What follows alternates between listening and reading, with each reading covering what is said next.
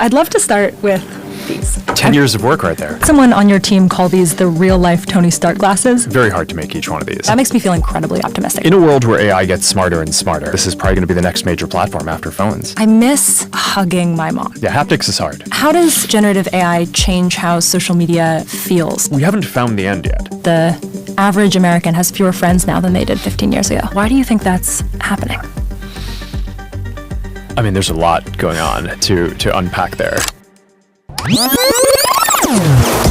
I'm about to interview Meta CEO Mark Zuckerberg. Mark Zuckerberg. There are not that many people with more power over what our future might look like. Nearly half the total human population now uses Meta products, and I just tested some of their new tech that feels like science fiction. This is crazy. Mark Zuckerberg and the team at Meta are imagining a future that billions of other people might actually end up living in. So my goal for this conversation is to try to figure out what that future really looks like, to paint a picture of the future Mark Zuckerberg is trying to build, so that you can decide for yourself what you think of it. Welcome to the first episode of our new series, Huge Conversations.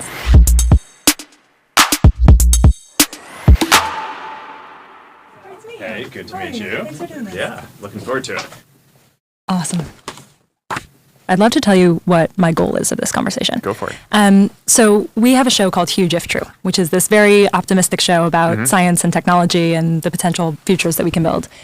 And in every episode, we're sort of exploring what does it look like if you play a certain technological future out. And so my goal in this conversation is to try to help people see the future that you're imagining when you're building the products that you and the Meta team are building. What are you imagining this looks like in the future? How are you imagining people use this? Sure. All of that. Yeah. Cool. All right. Awesome. So I'd love to start with these. Let's do it. 10 years of work right there. I got to demo them a little bit earlier today. I heard someone on your team call these the real-life Tony Stark glasses. We're getting there. But I'd love to just hear in your voice, what are these? Well, these are the first full holographic augmented reality glasses, I think, that exist in the world. We've made, I think it's a few thousand or something, right? Very hard to make each one of these.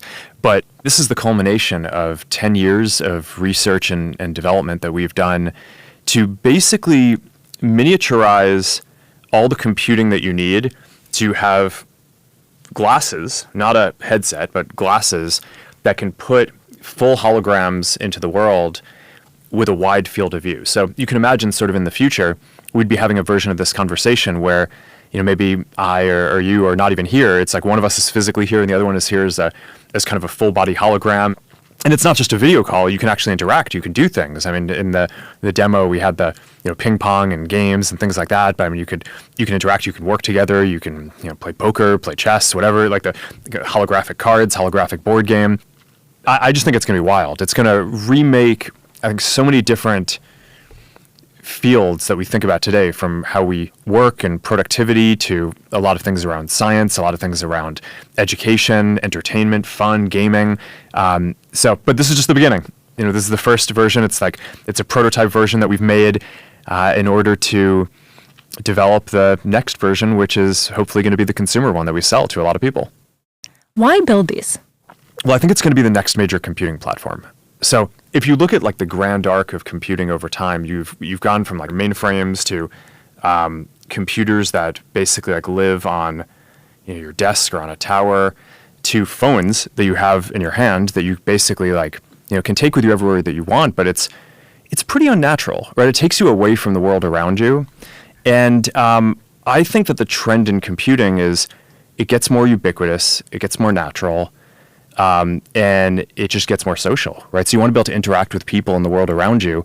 And I think that this is probably going to be the next major platform after phones.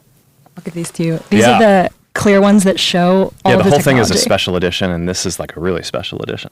There's not a single millimeter of space. It's, everything in here, from the micro projectors that basically shoot light into the waveguides, right? It's a special type of display system. I mean, these aren't normal displays like you have in a phone or a TV or computer, like the type of displays that people have been building for decades. It's a waveguide system. The projector that's shooting light basically goes into these nano etchings across the waveguide, that are what catches and creates the holograms.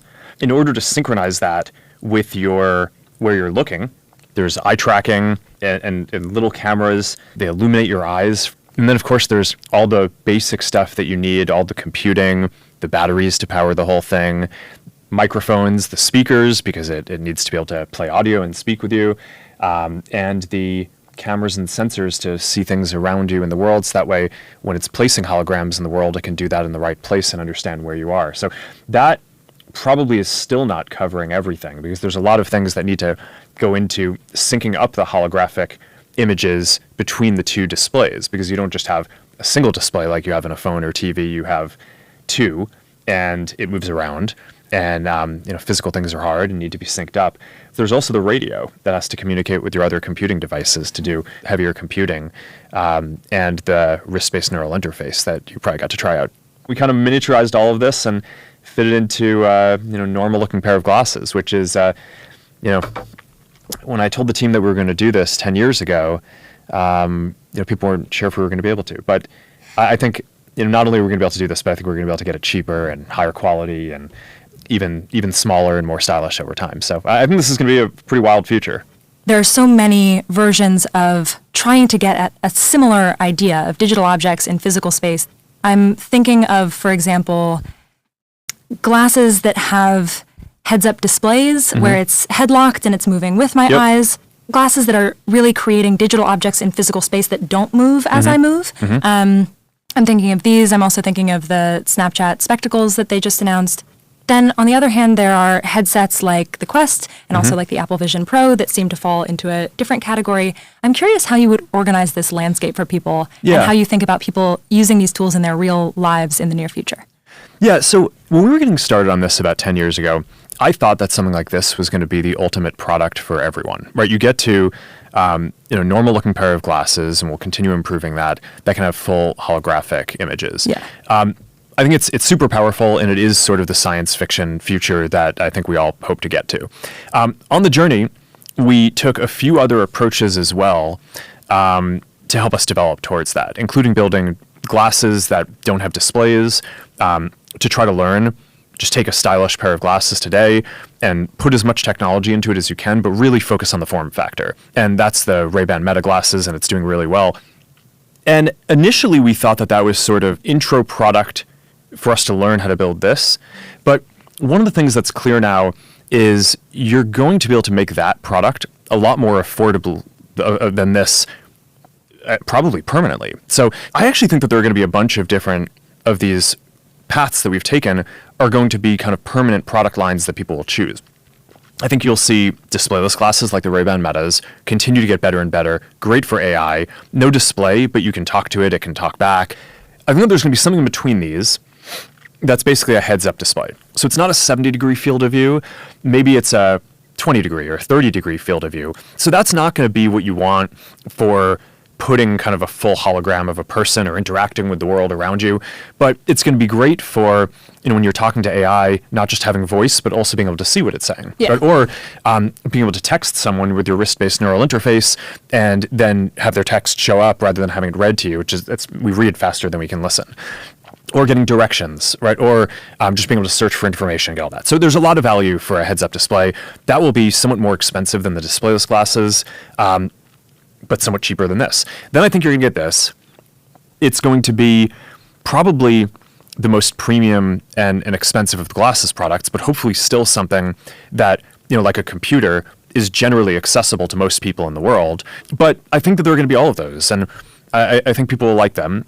I also think that the headsets that people are using around mixed reality will continue to be a thing too, because no matter how good we get at miniaturizing the tech for this, you're just going to be able to fit more compute into a full headset.